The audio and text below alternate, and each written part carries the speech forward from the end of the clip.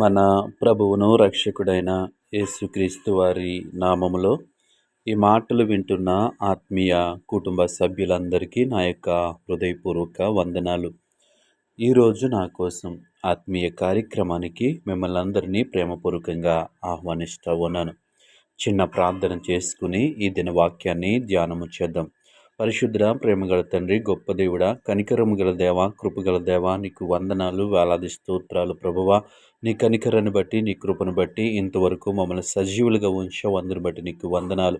ఈ సమయంలో నీ మాటలు వినటానికి ఆశ కలిగి ఉంటుండగా ఉదయకాల సమయంలో నీ వాక్యం ద్వారా మాతో మాట్లాడమని యేసు నామములో అడిగి వేడుకుంటున్నాము పరమ తండ్రి. ఆమేన్. ఈరోజు దేవుని వాక్యము కొలస్సీలకు రాసిన పత్రిక 1వ అధ్యాయము 23వ వచనము. ఈ సువార్త వలన కలుగు నిరీక్షణ నుండి తొలగిపోక విశ్వాసమందు నిలిచియుండిన యెడల ఇది మీకు కలుగును. ఈ వాక్య భాగాన్ని మనము పరిశీలన చేసినప్పుడు మనము ఈ సువార్త వలన కలిగిన నిరీక్షణ, ఈ సువార్త వలన అనగా దేవుని మాటల వలన మనకేం కలుగుతుంది అంటే నిరీక్షణ. దేవుని వాక్యము చదవటం వల్ల, దేవుని వాక్యము వినటం వలన, ఈ యొక్క సువార్తను మనము వినటం వలన మనకేం కలుగుతుంది అంటే నిరీక్షణ కలుగుతూ ఉంది. కాబట్టి మనం ఈ నిరీక్షణ నుండి తొలగిపోక విశ్వాసమందు నిలిచిన ఎడల దేవుని నామానికి మహిమ కలుగునుగాక. ఈ నిరీక్షణ మనకి ఏర్పడినప్పుడు, ఈ నిరీక్షణ కలిగినప్పుడు మనలో ఏమవుతుందంటే విశ్వాసము కలుగుతూ ఉంది. కాబట్టి విశ్వాసమందు నిలిచిన ఎడల దేవుని నామానికి మహిమ కలుగునుగాక. విశ్వాసమందు మనము నిలిచిన వారిగా ఉండాలి.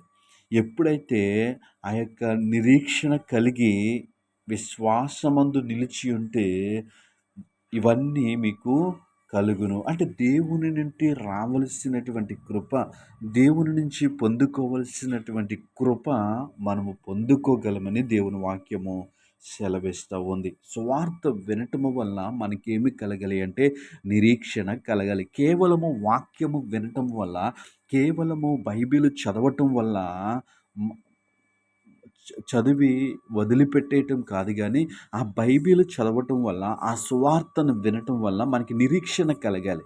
ఎప్పుడైతే నిరీక్షణ కలుగుతుందో ఆ నిరీక్షణ వల్ల మనకేమవుతుందంటే విశ్వాసం వస్తుంది. దేవుని నామానికి మహిమ కలుగును. సువార్త వినకుండా మనకి నిరీక్షణ రాదు. నిరీక్షణ లేకుండా విశ్వాసము కలుగదు. మనం సువార్తను వినువారిగా ఉండాలి. సువార్తలను చదివేవారిగా ఉండాలి. ఎప్పుడైతే సువార్తతో మనకి అన్యోన్య సంబంధము కలిగి ఉంటామో అప్పుడు మనము నిరీక్షణ కలిగి ఉంటాం. ఆ నిరీక్షణకి విశ్వాసము కలుగజేస్తుంది. అయితే మనము విశ్వాసములో ఎలా ఉండాలి అంటే విశ్వాసమందు నిలిచి ఉన్నవారిగా ఉండాలి. మనకి విశ్వాసం ఉంటుంది.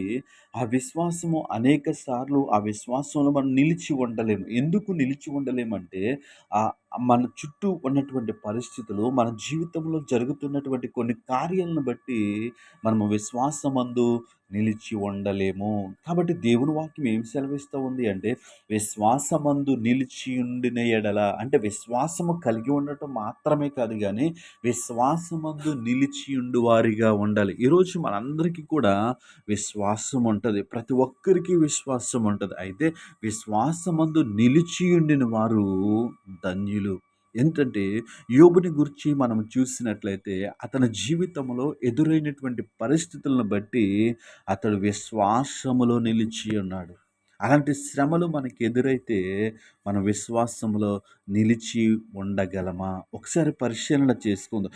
ఎందుకు దేవుని వాక్యం ఈ విధంగా సెలవిస్తూ ఉంది? విశ్వాసమందు నిలిచి ఉండిన ఎడల అంటే మనం చాలాసార్లు నిలబడలేము. చాలాసార్లు జారిపోతూ ఉంటాం. ఎక్కడి నుంచి? విశ్వాసములోంచి. కాబట్టి మన జీవితంలో మనము విశ్వాసమందు నిలిచి ఉండాలి. శ్రమలు, సమస్యలు వస్తూ ఉంటాయి, కానీ మనం విశ్వాసము కలిగి ఉండటం వేరు, విశ్వాసమందు నిలిచి ఉండటము వేరు. యోబు లాంటి శ్రమలు ఎదురైనా సరే మన విశ్వాసమందు నిలిచి ఉండాలి. అప్పుడే దేవుని కృప మన పట్ల అత్యధికముగా ఉంటది. ఇట్టి కృప విశ్వాసమందు నిలిచి ఉండే కృప ఈ మాటలిన్న మనందరికీ దేవుడు అనుగ్రహించును గాక. ఆమేన్.